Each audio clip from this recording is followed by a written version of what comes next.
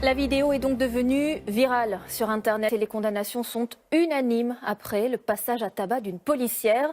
Une femme au sol, rouée de coups, dimanche soir en banlieue parisienne. Son collègue aussi a été violemment frappé. Leurs agresseurs sont activement recherchés, mais les identifier sera long et difficile. Mathieu Boisseau, Clément Le Goff et Éloane Martin. Comment retrouver les agresseurs des deux policiers la nuit du Nouvel An à Champigny-sur-Marne? Les enquêteurs vont d'abord s'appuyer sur les témoignages des participants à la soirée. Ce jeune homme a tout vu, le groupe qui force l'entrée, l'intervention d'une première équipe de policiers, le mouvement de foule et puis l'agression. Il affirme s'être interposé pour protéger la policière et permettre son évacuation. On a croisé deux policiers qui arrivaient de là. Mais en arrivant de là, ils n'avaient pas vu que là-bas il y avait du monde. Et le policier, il arrivait là, il arrivait au milieu, il ne pouvait pas faire demi-tour par là. Et il a couru par là-bas et de là, ils se sont retrouvés au milieu de nous. Il y a quelqu'un qui a crié tapez-les, tapez-les, tapez-les. Et de là, arrivé après le passage piéton, bien plus loin là-bas, là.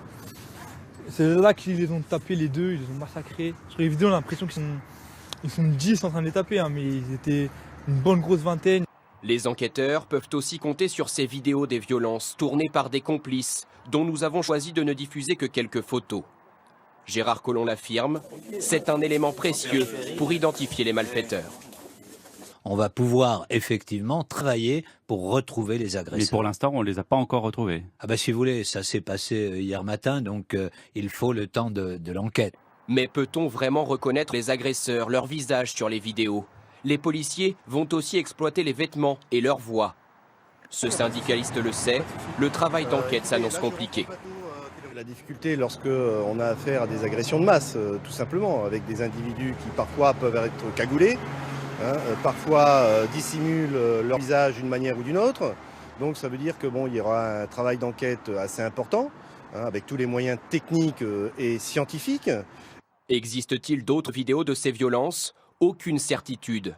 Juste en face des lieux de la soirée, la caméra de surveillance d'une entreprise de gestion des déchets, Nicolin, a bien filmé la cohue à l'extérieur de la salle, mais pas l'agression, qui s'est déroulée plus loin, sur cette même rue, à 300 mètres de là.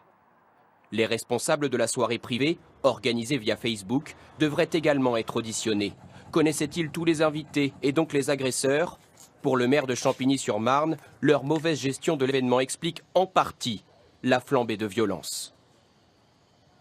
Il semblerait qu'il n'y avait aucune autorisation sur cette initiative. Donc ça pose un vrai problème. Il y a une responsabilité des organisateurs de cette initiative. La mairie n'était pas au courant? Absolument pas.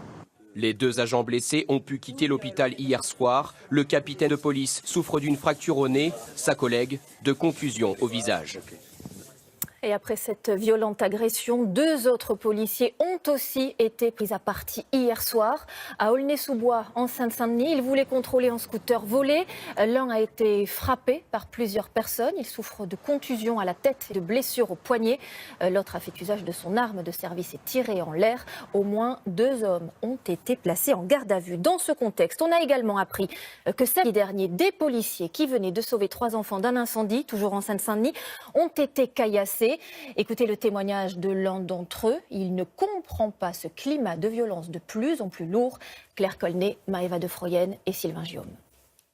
Pour ce policier, qui tient à rester anonyme, c'est l'agression de trop. Caillassé avec 5 de ses collègues après avoir secouru des enfants des flammes. 3 jours plus tard, il ne s'explique toujours pas pourquoi sa brigade a été prise à partie. On était là pour faire notre boulot tout simplement. On n'a pas compris quoi. Je peux essayer de le comprendre lorsqu'on vient interpeller dans une cité, démanteler un trafic de drogue. Mais là, on a juste fait notre boulot. Samedi soir, le feu se déclare dans l'un de ces immeubles de Stein, en Seine-Saint-Denis, dans un appartement du 3e étage. À l'intérieur, 3 enfants de 4, 7 et 11 ans. Leur mère s'est absentée pour faire des courses. Les policiers sont les premiers à intervenir. Il y avait une maman qui criait que ses enfants étaient enfermés au 3e étage de l'appartement. L'air était vraiment irrespirable. On a essayé de casser la porte. On entendait derrière les enfants crier. Donc à ce moment-là, la porte s'est ouverte et on est rentré.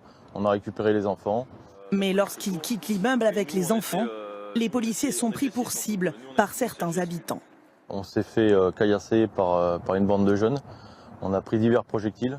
des cailloux, des canettes et des parfums. Les enfants auraient pu être touchés par les projectiles. Des tirs de projectiles qui n'ont fait aucun blessé, mais les policiers sont tous pris en charge pour des problèmes respiratoires liés à la fumée. Aujourd'hui, ils ont repris le travail choqués. Selon les premiers éléments de l'enquête, l'incendie serait d'origine criminelle.